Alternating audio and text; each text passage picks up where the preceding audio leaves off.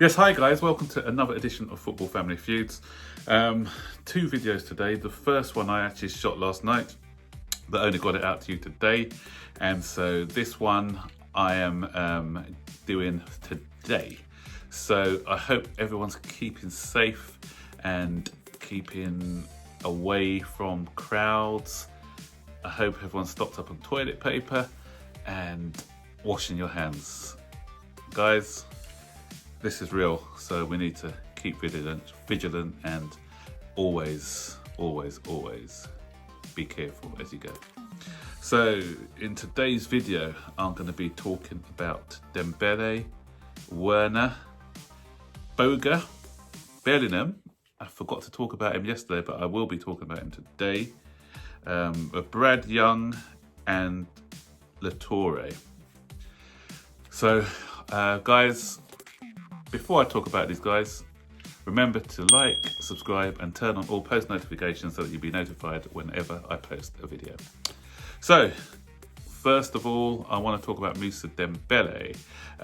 In today's news, it has been said that he is Chelsea's #1 priority as a striker this summer. And this is because they were going for Werner, but as I mentioned in one of my previous videos, guys, Werner is close to Liverpool, if not already signed a sort of pre-contract, but it hasn't yet been announced. I did mention it, as I said, look back on the previous video that I made.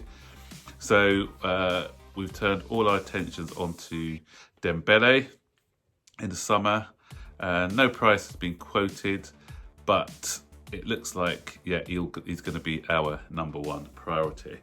And today also news came out that Tammy Abraham has not yet signed a contract extension because he wants to find out what striker is coming in before he commits to Chelsea long term.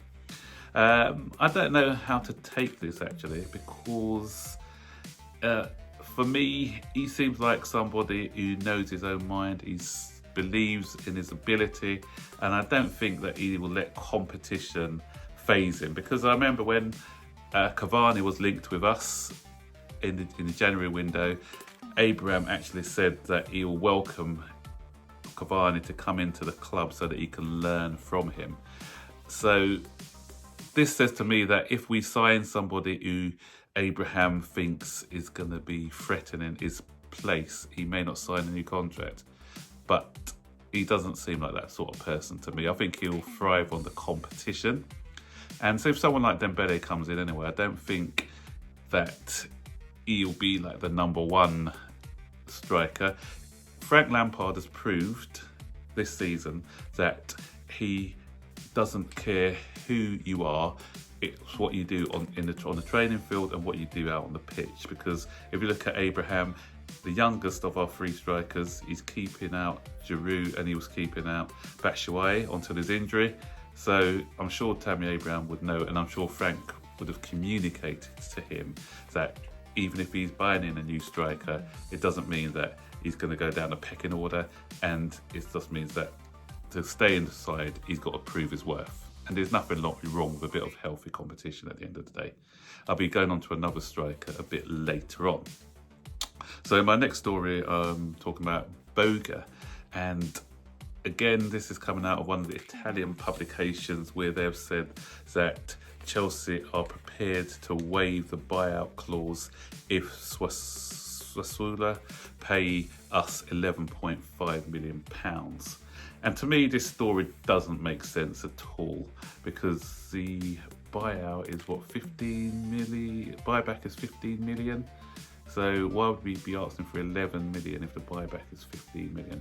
And Chelsea are business at the end of the day. And if you look at Marina and the way she operates, Boga is having a stellar season at the moment.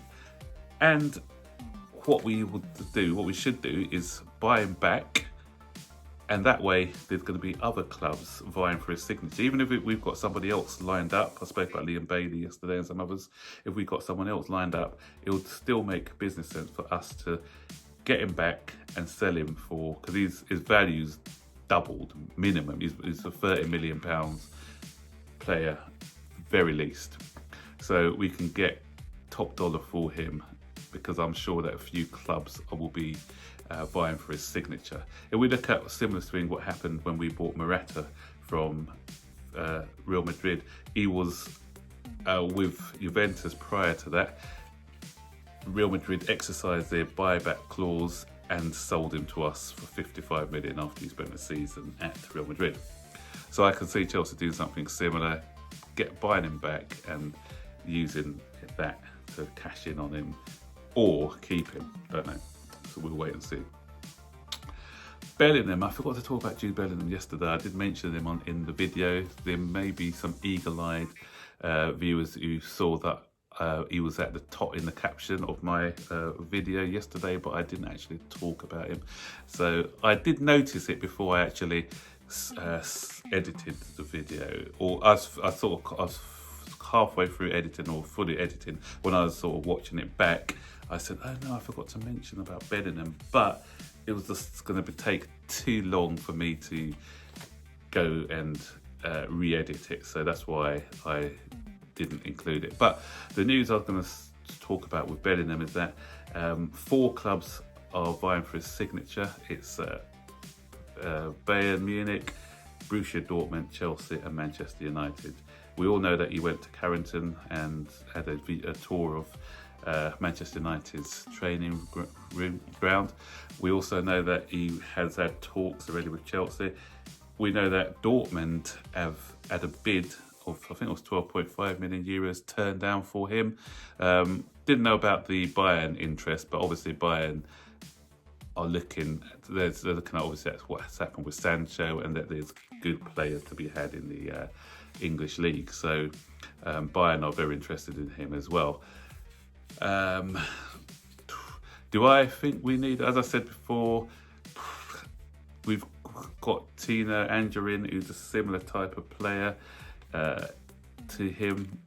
I don't know who's going to be the better, because when you're young, you've got a high ceiling. It depends how you develop. At this moment in time, Bellingham's a bit higher than Anjorin, because obviously he's playing first team football at Birmingham.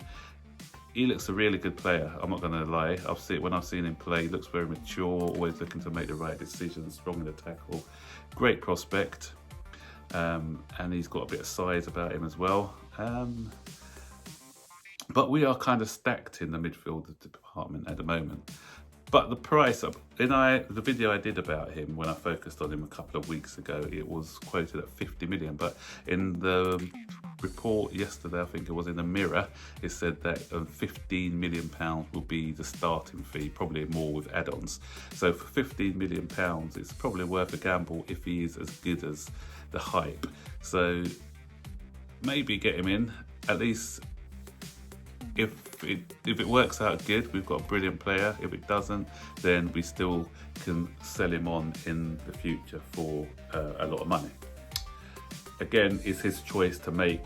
He's got 4 big European clubs after him, so it's down to the player at the end of the day, and I'm sure that he'll be making his decisions shortly. Brad Young, a goalkeeper. We've been linked with so many goalkeepers in the past. Mentioned 2 in my video earlier today.